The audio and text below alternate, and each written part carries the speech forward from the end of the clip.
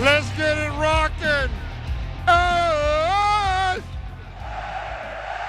Hey! Let's go, Buffalo.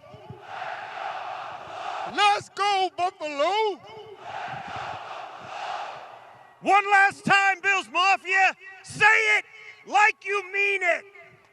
Where else would you rather be than right here, right now? All right, second hour of the show here on a Thursday, and the two legends of the game are here in studio, I will chuckling say, about their performance. We had a conversation because we hadn't talked before we saw each other on the field. We were hobnobbing and sitting on the to heated orchestrate benches. this. And I was like, "Do you want to do the hey, or do you want me to, or do you?" And I said, I'll defer to you. You take the one you want." And he took what he took, and I took the other one. Yeah. Did you know that he did the mic drop thing with the camera guy? Did you see him putting that together? Mm-hmm. I heard that. Yeah. We had a 5-second conversation. Jim was the camera guy, and he goes, "You gonna drop?" He asked me, "You gonna drop the mic? What are you gonna do?" Yeah. I'm like, "I don't know." Well, if you do, make sure you hold it up. I a little I bit said, and then I drop said, it. "You don't want me in it, so I'll hold it up so you can get the sky and all that in it, and then I'll just drop it." He goes, "Okay." And I said, he goes, "Well, you gotta wait me. I gotta get the shot set up. I gotta zoom." I go, "Just nod your head, and I'll drop it when you nod your head." So Jim, Flawless Jim, execution. He's never been a director. I look at him. He's like, he like shook his head like he was shaking a fly off. I was like, all I needed was a quick nod. Right. Yeah. But I got it, so it worked out. Well, job well done. It Getting was everybody fun. amped up. You know what? It was really fun. I mean, like, I think after a point where like we knew we were going to win the game, and it was just smiles and pictures and everything throughout the entire time, and it was like, this is the perfect ending. The game was secondary to the moment, and yes, fortunately the Bills got up 21, so the party could start early. Yes, and we can thank the New York Jets for playing their part in that. Yeah. So because you're right. Nobody needed that to turn into an L. Yeah, that would have been ugly. Yeah, So that it was a great day, and it was fun going because. You noticed this too. There was a lot of people on the sidelines that had been in that building a long time. A long time, and it was good to see that. And it's only a almost couple as long as of you and me, It's only a couple of them left from when we were there. That's right. That's right. And so everything has changed. It was really cool. It was really cool to be down there, and we had some pictures on our phones of the Andre, Jim, Thurman, and I sitting on the heated benches. By the way, heated benches have been upgraded massively. In the last 30 years? We used to have heated benches. Yeah. It was like Stone Age compared to what they got. They You were had a couple so of rabbits nice. under there Weren't they rubbing nice? two sticks together. I mean, I figured when we had heated bench, you keep your hands warm the whole thing. I think, how much nicer are you gonna make them? I was like, wow, they really they did. Yeah. There wasn't too many people around the blowers. No, they were sitting down. They sit on heated benches are those good. those benches are money, man. So Thurman, the game starts. Cook gets 2 carries for 15 yards, and then he exits. Yeah. How nervous were you that was going to be enough for the rushing title? I was nervous. After the first quarter of the Derrick After Henry Henry broke off that 40-yard run, I was like, "Oh no, it can't be happening, right?" Right. But he was on his way. Yeah. He actually was on his way, and it's So he wins it by 26 yards. 26 yards. So those 15 were all it takes is one. Yeah. So he's the rushing title holder now. Yeah. How That's cool is awesome. that? That's cool. Very cool. That's very cool. It's hard to get. It is, as hard you to well get. know. Yeah, Oh, man. especially kind of today, it's kind of hard to get because teams are running the ball more, but it's usually pass, and you don't get these it's hard to get opportunities. 1,600. 1,600, yeah. That's a massive number. I know we used to 2,000 was a big number, and it was. Man, everybody you ran the ball 38 times a game. Right. Seriously. Right. I mean, just think about it. Some of the times I can remember maybe having, 25, 26 carries for like 80 yards. I mean, that's hard running. That's hard running right there. And for him to get 16, I mean, I got to adding up. I'm like, man, I mean, like if he had couple more games, I mean, he can get 2,000 yards. If you go back and look, at the way the games transpired, I mean, he could have been really close to that number. When you get up there, and it goes that same way with Josh, the MVP last year. He's sitting down some, and they're handing it off. You get into a week 4 game or doesn't play week 18. A week 2 game against the Jets, and it's 30-10. Yeah. Midway through the third, and Josh is handing the ball off. He's sitting on the sideline in the ball cap. So all of that stuff goes into it. It's a season-long thing that you never know where. And somebody else is in dogfights every week, and they're trying to win, and they never come off the field, and they just get more rushes, more attempts, more opportunity. Yeah, and just imagine too, he got 1,600 yards. Imagine if we look at his career, it's been around over 1,000 a little bit. I mean, you take away those 1,600 yards, where are those plays to? Are just Josh throwing the ball a little bit more? Yeah. Right. It's just all the stuff. But for him, man, and like I said, he played phenomenal this year, man. He was taking on hits. He was dishing them out. I mean, it was awesome to see him, get that rushing title. Yeah, we had talked about this early in the season about when he got his contract and they paid him, he's coming back and said, okay, now he's making money. Yeah. Well, he's on. One of the knocks, and I was saying it too. Remember. He only carried the ball 230 times or whatever. Right. Is he going to be able to hang it? We got 309 this year. He got 309 carries. Forget about the catches. Right. Yeah. 309 carries. Yeah, and we were wondering about if we were going to wear him down. Yeah, right. Right. He never stopped. As we've talked about on this show before with you, Thurm, he's really good at avoiding the monster shots at the end of runs. He slips off tackles even when he's wrapped, falls forward, as you've mentioned a lot. I think the wear and tear isn't as bad on his body as it is on some other backs. But this week, he's going against the number 1 run defense in football, the Jacksonville Jaguars. Yep. I don't know if we should truly believe in that stat because the Jags have faced the fewest carries against them of any team in the league, and I think it's because, they've gotten up on teams, and teams have had to throw the ball.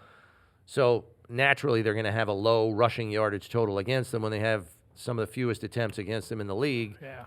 But I guess the number is the number over the course of the season. But still think we're going to try to run the ball.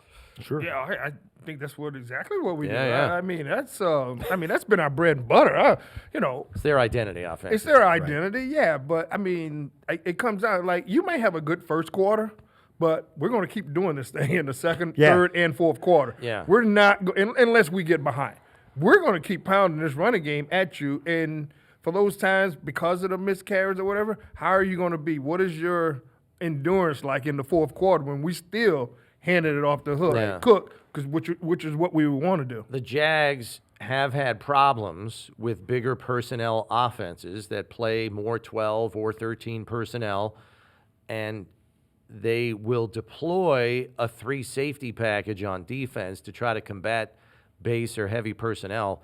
If they're going to put 3 safeties on the field, I'm going 12 all day long.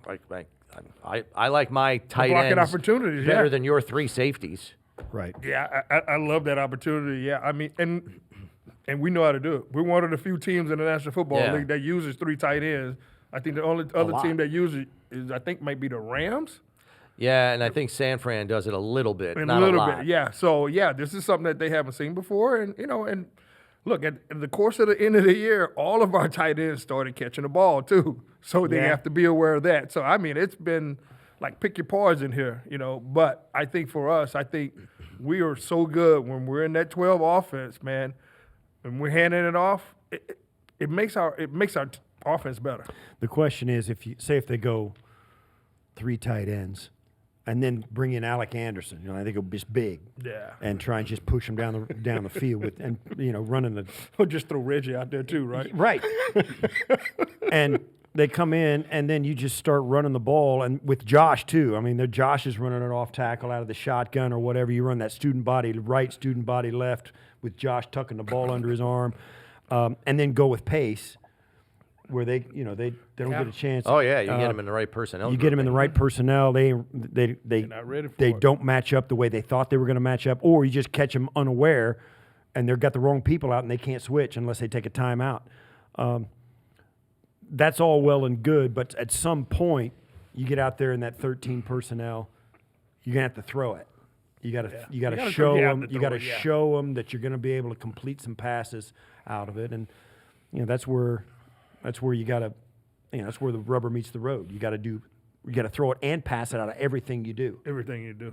But we've showed that over the year. Yeah. We've done that to a lot of teams throughout the year. And so, I mean, there is a factor of us maybe doing something different. I have no idea. But I know that they have to prepare for all this stuff. Right. What can be said about at least having a wrinkle or two in your game plan?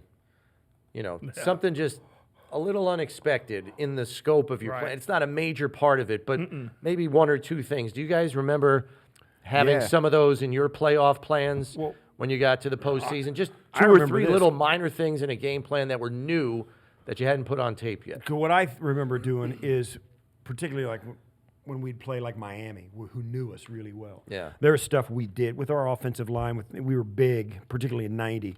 We were bigger than anybody.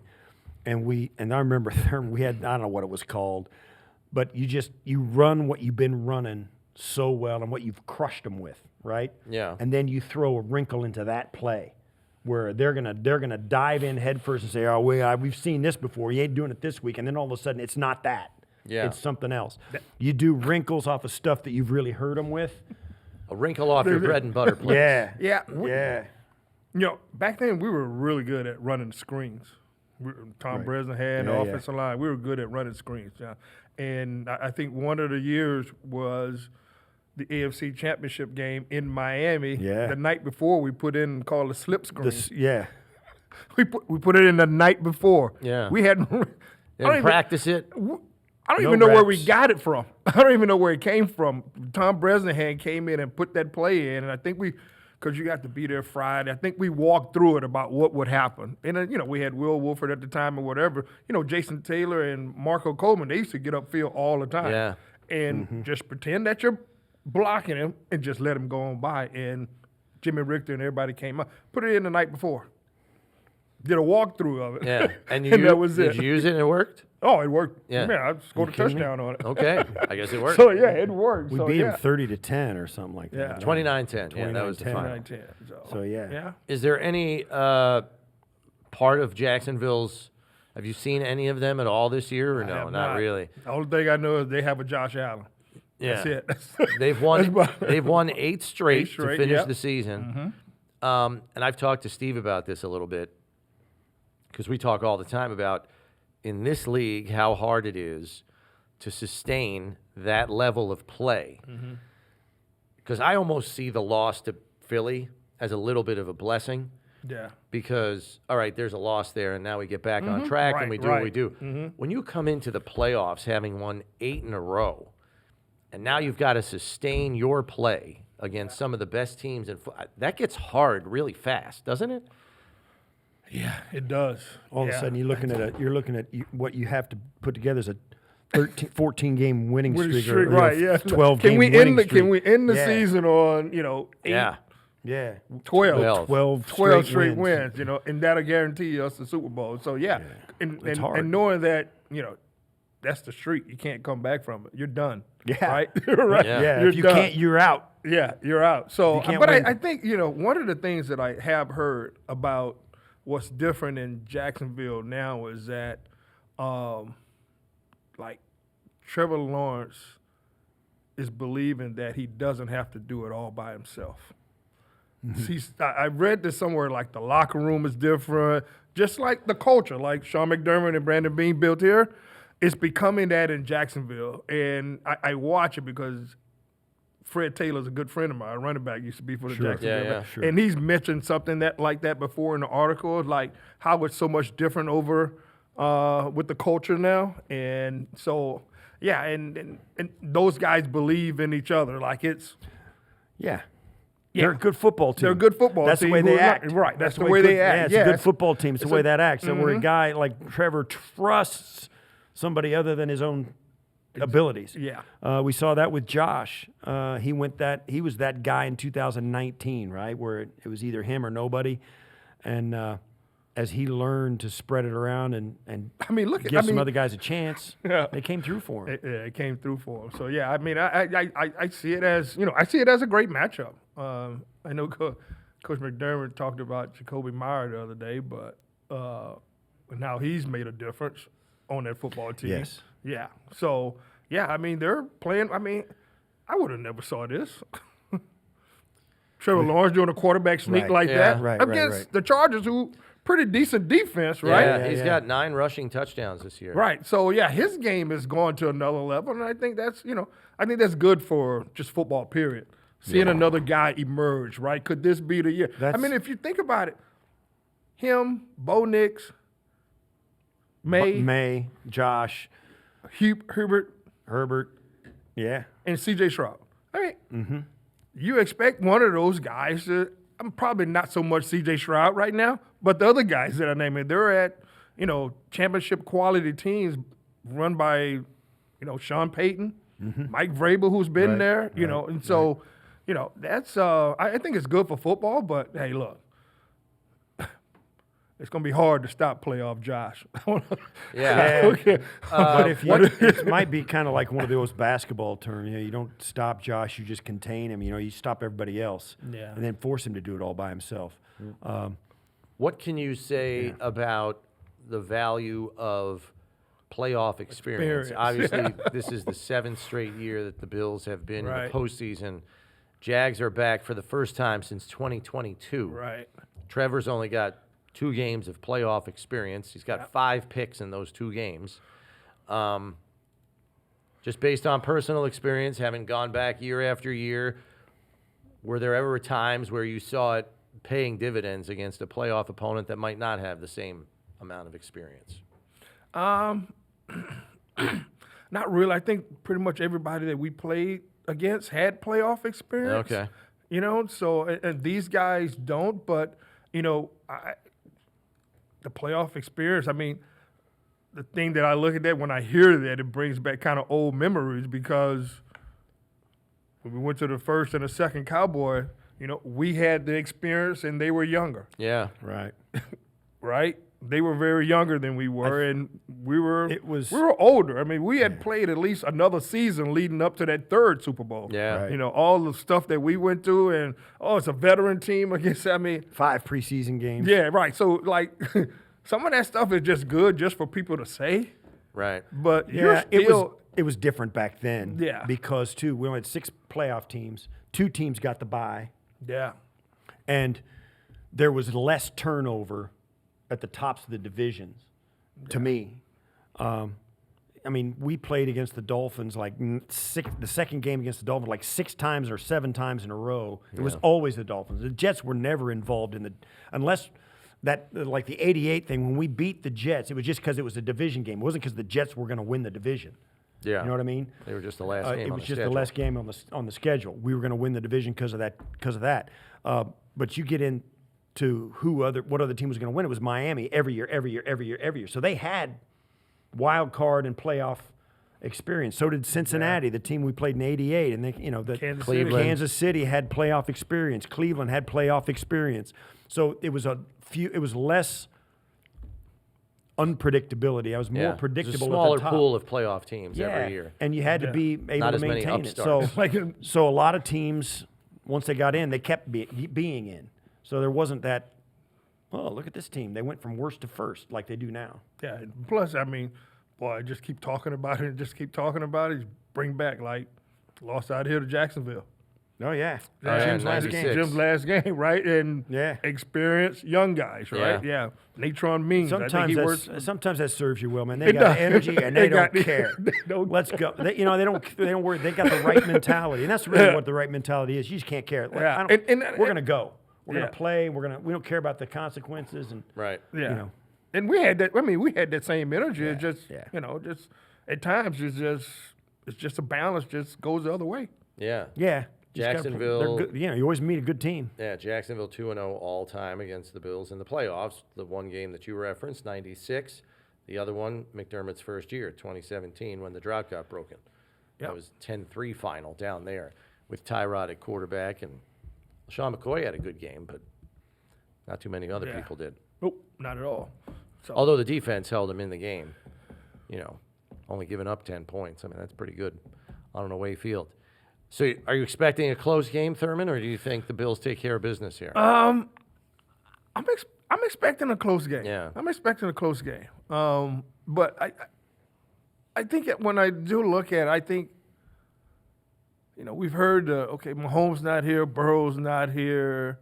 Lamar. Yeah, Lamar's not here, and I don't believe that that's putting a lot of pressure on Josh.